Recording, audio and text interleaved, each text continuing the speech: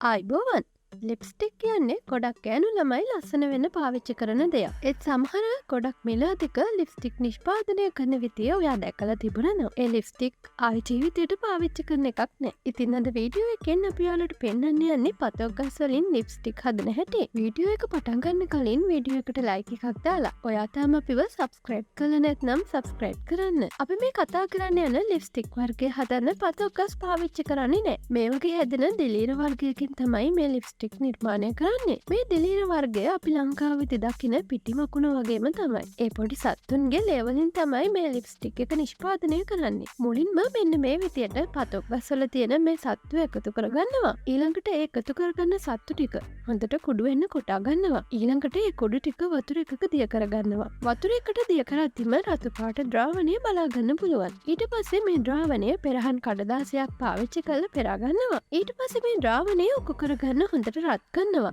රත් කරලා ජලය ටික වාෂ්ප කරලා මේ ද්‍රාවණය උකු කරගන්නවා. ඊළඟට ඉතුරු වෙන කොටස වේලගෙන මෙන්න මේ විදිහේ බෝලයක් හදාගන්නවා. ඒක හොඳට වේලුණාට පස්සේ ආයෙත් ඒක කුඩු කරගන්නවා. දැන් ලිප්ස්ටික් එක හදන්න ඕන කරන පාට මිශ්‍රණය හදාගෙන ඉවරයි. ඊට පස්සේ කරන්නේ ග්‍රීස් මිශ්‍රණය දී කරගෙන ඒකට මේ කුඩු ටික කවලම් කරගන්න එක.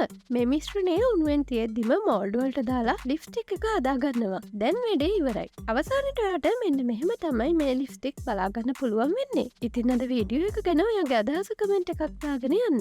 මේ වගේ වීඩියෝ දිනපතා බලන්න විශ්ව දැනුම සබ්ස්ක්‍රයිබ් කරන්න. අලුත් වීඩියෝ එකකින් හෙටත් හමු වෙමු. එතකම් පරිස්සමෙන් ඉන්න.